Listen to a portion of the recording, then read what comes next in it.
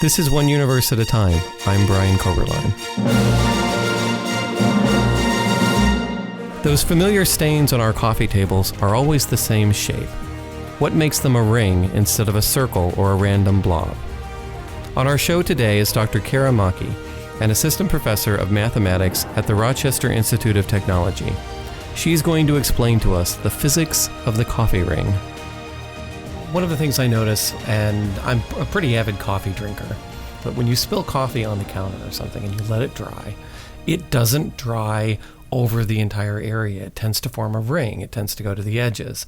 I'm not really sure why that is. It's really surprising because if you think about your coffee as it starts, the solute, that's what you're seeing, the dark ring, it's uniform, right? And then you just let this coffee dry and then everything migrates and ends up at the edges. So it is quite peculiar, and that's what sort of sparked my interest in trying to understand this problem. I read this really interesting paper written by Robert Deegan and there's a group of people working on this, and they did a bunch of different experiments to try to understand why does this happen, right?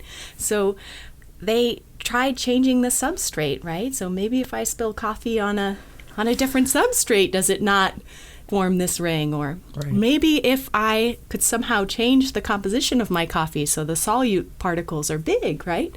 Would the ring not form? And what they found is that this ring is really robust. This drying pattern is really robust. I can explain to you the mechanism if that's what you want. It seems very counterintuitive. Yeah, it does seem really counterintuitive. So they found two very important ingredients that I think that everyone can understand. So the important part is that the thing has to be evaporating, right? So it has to be drying.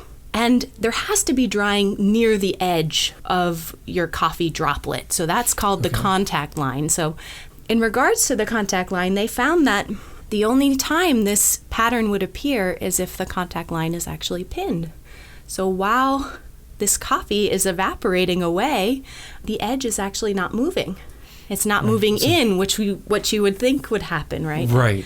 As something is evaporating, you would think that there's less volume, right? So therefore, the edge has to move in. Is this a surface tension thing? It kind of holds there? Or? I don't think people know the answer. So some people argue that you could think of the surface as being really rough, and perhaps that's what's pinning the contact line there. Or some people argue maybe the solute, or you could think of the solute as a particle. Perhaps that's pinning the contact line, but I think that's still a debate about what's happening there. So, but as long as it's fixed, then that's one of the things you have to have. That's right. So what's happening is the contact line is fixed, right?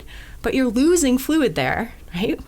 But it's not moving in, right? So there has to be a flow inside this droplet of coffee that's carrying the particles from the center of the drop to the edge. Stuff has to evaporate. And because that point is moving, it's actually kind of flowing out towards the edge. Imagine the edge is fixed, but it's losing mass, right? And so somehow you have to replenish that fluid that's being lost. That's the flow inside the droplet, right? That's carrying all these particles to the edge and forming this coffee ring. So Deegan was able to and coworkers were able to tease this out in some experiments that they did. For example, if they took their coffee and spilled it on a table, but then they covered it. They covered the droplet, and they covered it with a container that only had a hole in the tippity, in the top, in the center, in the center of the drop, right? What they were doing there is they were changing how evaporation was happening, and they were only letting more or less the drop was mostly evaporating in the center and not at the edge, and they found that would lead to a uniform pattern. So they could do these nice, simple experiments to show that you really need evaporation at the edge. Then what they did to show that the pinning was important is they spilled their coffee on Teflon. And then they showed that the contact line no longer stays pinned, right? So there's something special about this smooth Teflon that allows, as it's evaporating, the edge actually moves in, right? Because there's less volume there. So those are the two sort of experiments they did to verify that these two things were important. They did a bunch of other experiments to verify that the other things weren't important, right? So how does that connect to what you've been doing? So I read this paper. I was really excited about it. And there was one paragraph in the paper that got me really interested and something that they couldn't explain. So they did all these experiments. And mind you, well, I'm sure they did some of the experiments with coffee, but they were mostly using water. And inside the water, they put different size particles. And the particles are, right, to mimic the solute of the coffee. When they used larger size particles, what they found is sometimes during the drying process that the particles would migrate to the top of the drop and form a skin. And they weren't sure. They just had a whole paragraph commenting that the skin appeared when they used larger size particles. So when I say larger, they're only a micron in diameter, these spheres that they put in. A thousandth of a millimeter. That's right. So I tried to look up a reference, and I found out that a grain of sand is 75 microns. So hopefully that helps people. Tinier than sand. Tinier than sand, right? But that was considered large, right? And so they found the skin formed, and they didn't understand why. So that was what I set out to try to identify. So what is the mechanism causing this skin to form? Now, they still got the coffee ring. So what would happen is the skin would form early on, and then it would break up, and all the particles would go to the edge. That's interesting. Yeah. You would think maybe that the larger particles, you wouldn't form the edge because the flow wouldn't move the particles as much. Ah, yes. But they're still tiny enough that they just... They're still small enough that works. Okay. Yeah. So that's what got me... This one paragraph in this paper that I was reading got me really excited about this. And I thought, well, maybe I can use some math to try to understand. Can I tease out this mechanism? Can I determine what it is using some mathematical modeling? That's kind of a classic thing in science where they're looking at one particular process and there's this one little strange thing that they just kind of make in passing and somebody else goes, yoink? Yes, exactly. I'll take that. Let's see what that can do with that. Yes. So what did you find in this aspect of forming the layers? Yeah, so I went after trying to model it. Basically, what the model suggests is that at the interface, so you have this droplet of liquid that's sitting on top of the substrate. It has particles in it and it's evaporating. And you can think of this interface as like a windshield wiper. So as it's evaporating, the interface is moving down, right? It's getting right, and it's collecting particles at the surface. It's collecting. As it shrinks down, it's actually gathering more particles because there's nowhere for them to go. Exactly. When these particles start to pile up, you can imagine that a mechanism of movement for them would be diffusion, right? So if many of them start to pile up, they form a concentration gradient, but maybe there's a better way I can try to describe that, right? And so then diffusion starts to kick in, and these particles start to get pushed out from this region. Right. They want to be there, but there's not enough space for them to be there, so they get pushed out of the way then. Exactly. So it's this competition between these two effects, right? So you can imagine the interface is collecting them, like a windshield wiper, right? And then diffusion is trying to kick them out of the way, right? Getting them out of this small area. When you have larger size particles, diffusion is weaker. And so this effect is weaker, and so the evaporation is sort of winning. This windshield wiper effect is sort of winning and is collecting the particles at the interface. So at least that's what our model hints at. It suggests that's the mechanism. Now, so bigger particles get there, and then they're not moving. They can't diffuse as quickly as smaller particles. Reminds me kind of if you had a rock concert, and all the kids want to get to the front, but if you had all these 6 foot tall football players or something in the front, it's like, oh, not moving. Right. Exactly. Right. They don't get out of the way. Right. So that's what our model suggests. But whenever you sit down to write a mathematical model, you have to decide what you think the important physics are, because you can't include everything in your model. Otherwise, it would be way too big and way too complicated to begin to study.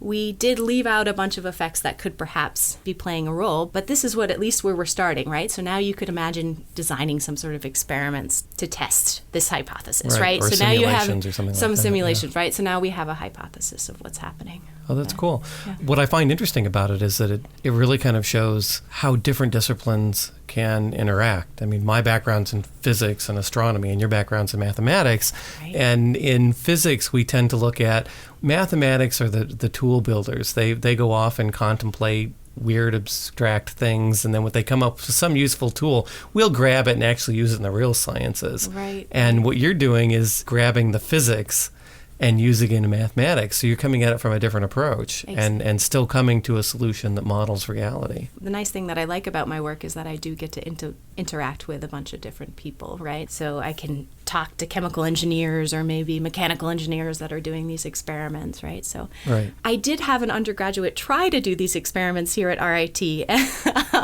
So we tried to use the confocal microscope here to try to image these particles and see if we could see the skin form. And she did a great job getting that project up and running, but we anyone who's an experimentalist will understand this, right? You have to have the environment just right, and there's all these different parameters that you're playing around with, and we could never quite see this skin form. We couldn't get the machine to do what we wanted it to do and get the environment to do what we wanted it to do. That's pretty common in experimental physics, though. We think of it as you set up the lab and then you get success, you say eureka and you're done, and it's not. It's a lot of, tweaking and swear words, and sometimes it doesn't work at all. Right.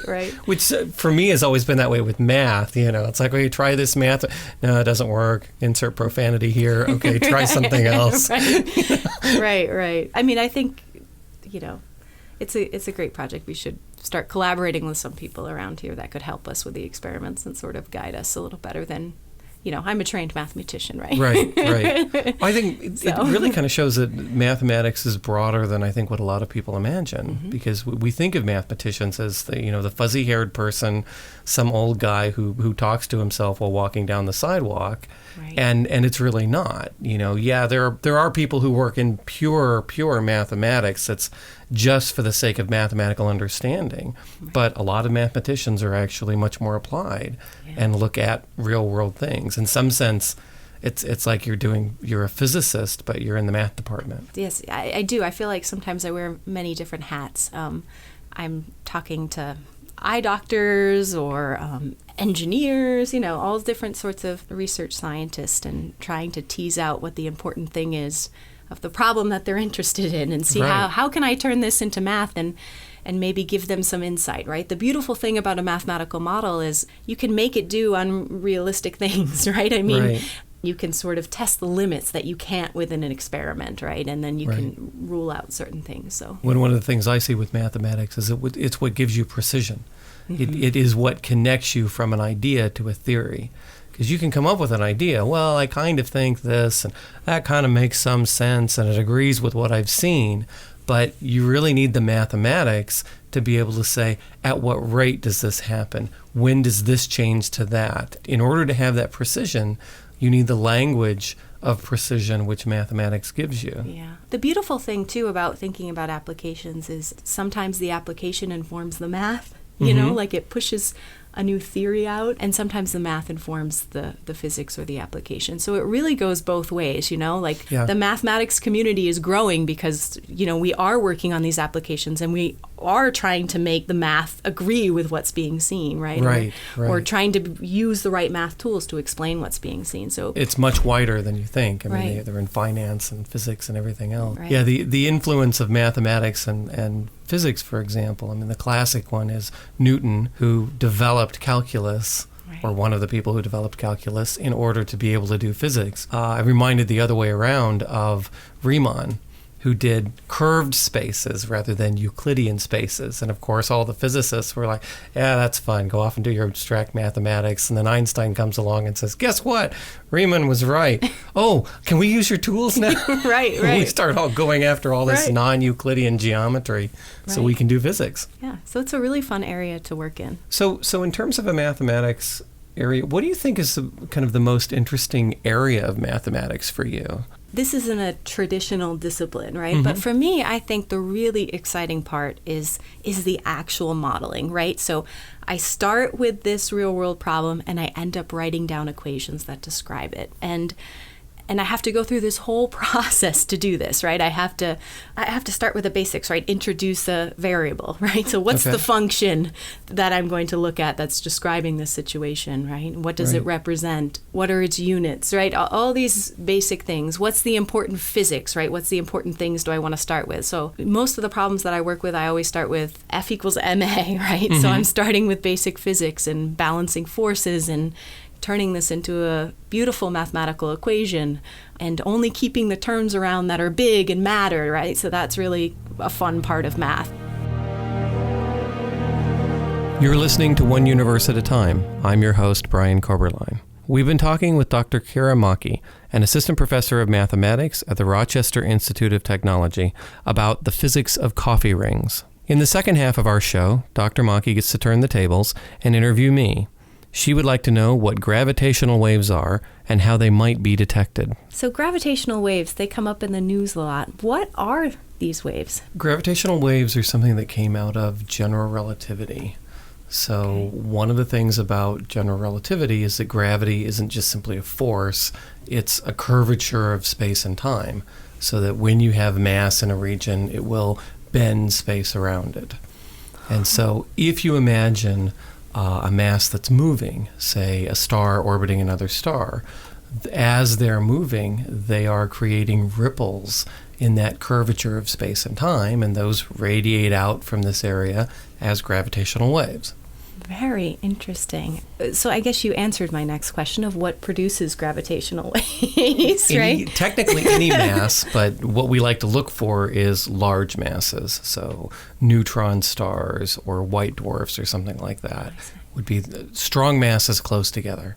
And when you say look for, what do you mean? Like who's looking for them? And there are various teams trying to find a direct detection of gravitational waves. And the basic idea is that if you have a gravitational wave passing through an area, then because it's a ripple in space as it goes through, the distances between objects would shift very slightly. You would get this kind of oscillation of distance, so that as the gravitational wave goes through, you would see this ripple, and then you would say, aha, that's a gravitational wave that we've measured directly. So can I think about it like two buoys or something, and I throw a really big rock? That would be a good analogy, yeah. If you had, for example, you tossed a rock into a pond, and then you had two small buoys next to each other, when the ripple went by, you would see them oscillate relative to each other.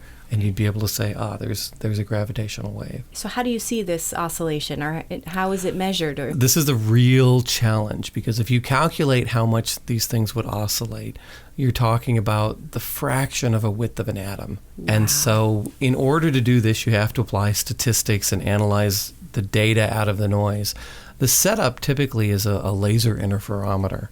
So what you would do is you would have a mirror, and then other mirrors, say 4 kilometers away, down a long tube, and then you bounce light waves off of these mirrors.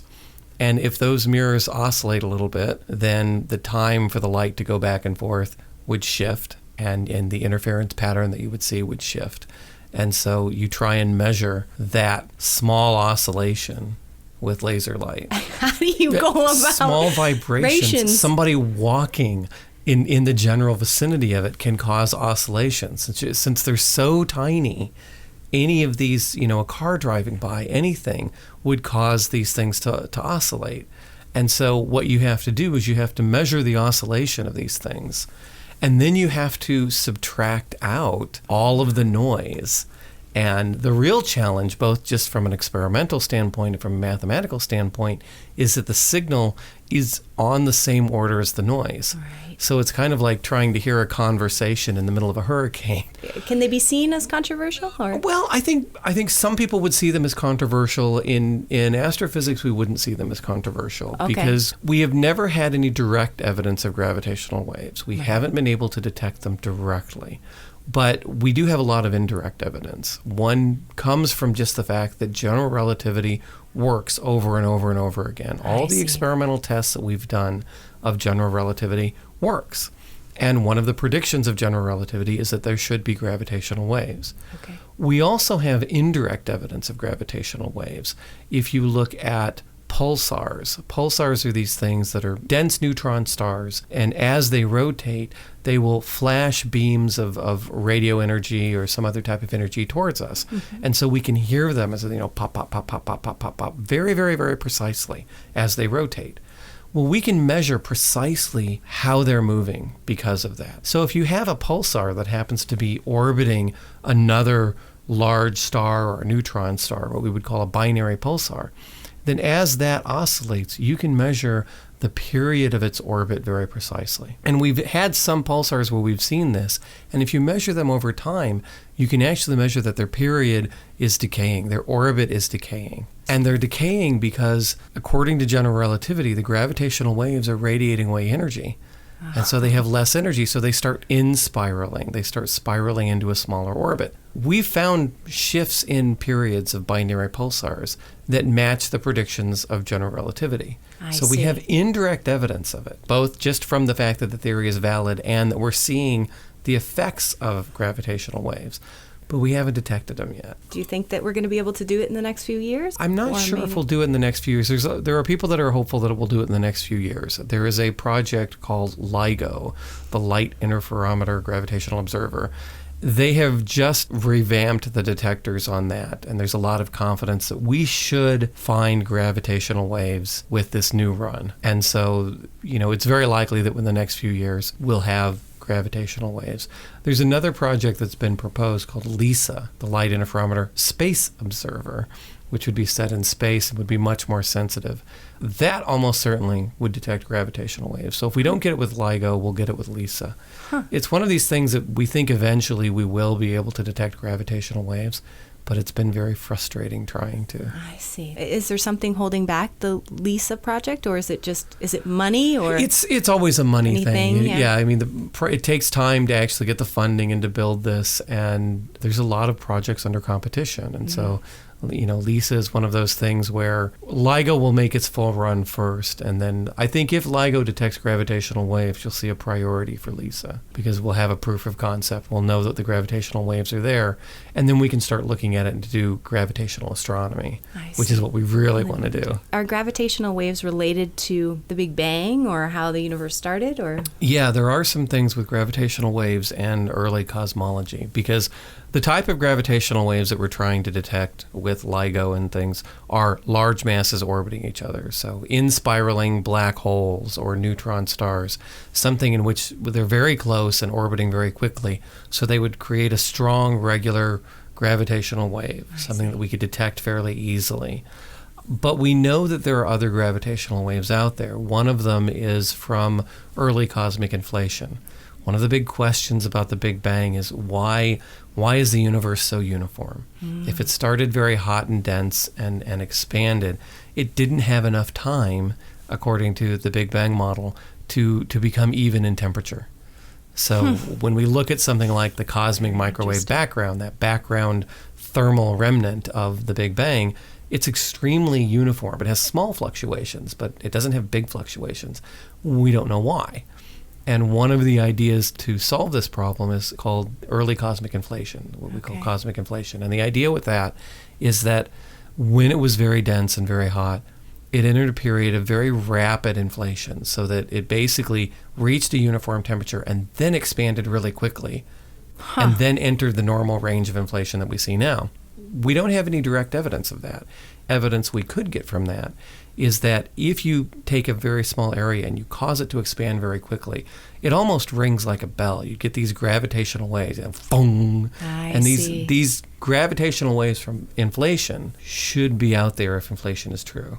And this is where the BICEP 2 experiment, the thing that had a big controversy about, we've discovered the Big Bang and stuff. Right. That's what I was thinking about. Yeah, and that is trying to detect the evidence of those gravitational waves. And again, it's frustratingly on the noise level, because the same type of signal that we would get from gravitational waves, we'd also get from things like dust.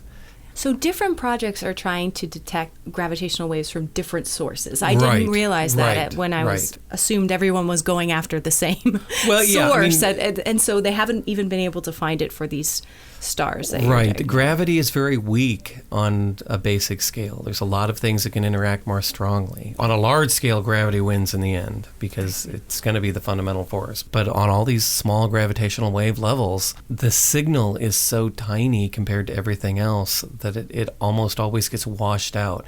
It's so hard to pull that signal out of the data because there's so much noise. Right. There are some people here at RIT, right, trying to detect these gravitational waves. And exactly.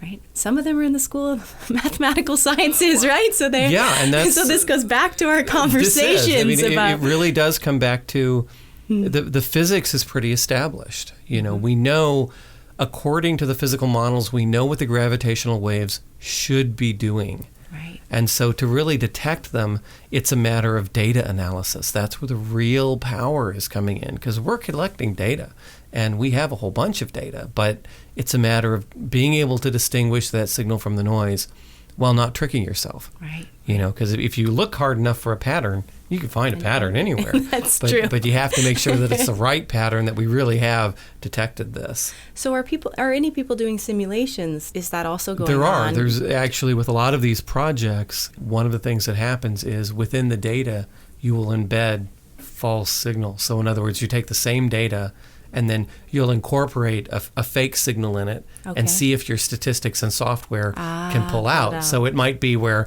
okay, I have the data, I'm going to put this little signal in there and I'm going to hand it to you. Let's see what you can find. There may or may not be a signal there. I see. And you don't know what that signal is, but we'll see if you can pull it out. And so they do that to test what the models would be in terms of, okay, if that signal's there, can you pull it out and distinguish it? I see. They have some success with that.